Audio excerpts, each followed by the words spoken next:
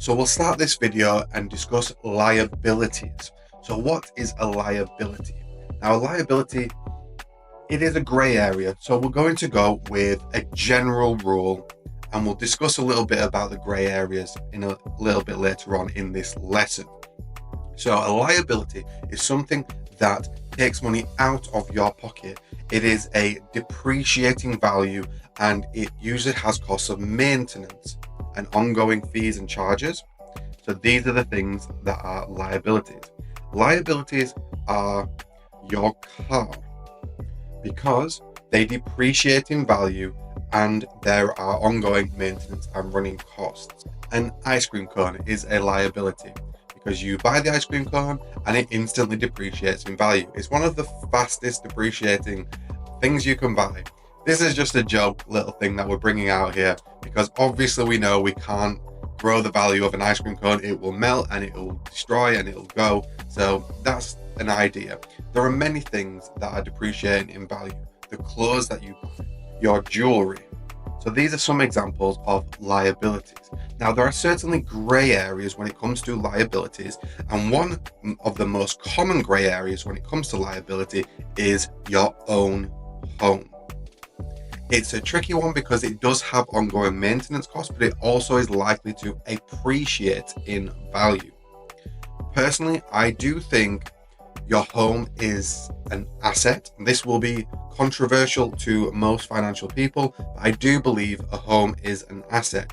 When I think down to the point of regular human nature and the way we work in our minds, I do believe a home is an asset. A home is something that you need.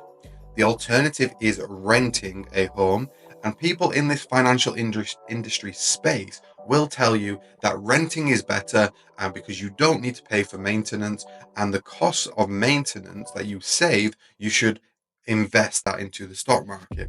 Well, regular human nature will tell most people that you won't do that. You won't invest in the stock market. You should, and I agree with these financial gurus or whatever they are. I do agree with them that they are telling people to do the right thing, but they're not being realistic at saying that this is what people do, because they don't. Most people do not invest in the stock market.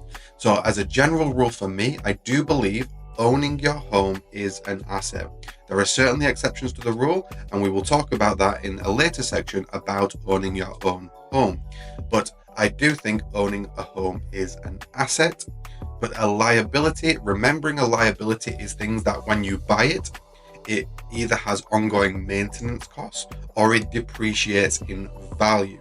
So we want to avoid liabilities as much as possible. Although I do believe if you need a car, this is a liability, but it's something that you need in life. So make sure that if you are buying something that is a liability, that it is, like we said before, basic, used, reliable, and safe. That's what you want in those items.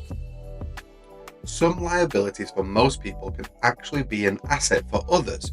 This is depending on your job, your skill, and what you're going to use that item for. Now, if I bought a brand spanking new digital camera that was £1,000, to me, I don't go out and taking photos, I don't do that kind of thing, that would be a depreciating asset. It would lose value after being used. After I purchased it, it will lose value, and I will not gain too much from it. You can switch this to an asset by using it as a profession. If you are a person that goes around taking shutter stock photos and videos, and this is your job and profession, this has now changed from a liability to an asset. It is a sliding scale. Some things depreciate faster than others, and some things can actually bring in value faster than others. So that would be an asset if you are using it as a profession, because it will bring money into you. So you really need to assess when you're buying things, are they assets or are they liabilities? Are they a liability that can be an asset?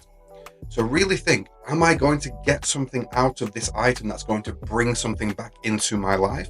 So really assess that. So be aware of liabilities and avoid them as much as possible. Avoid liabilities because they're bringing you down and holding you back in your financial life and your financial freedom. The next video, we're going to actually get onto assets.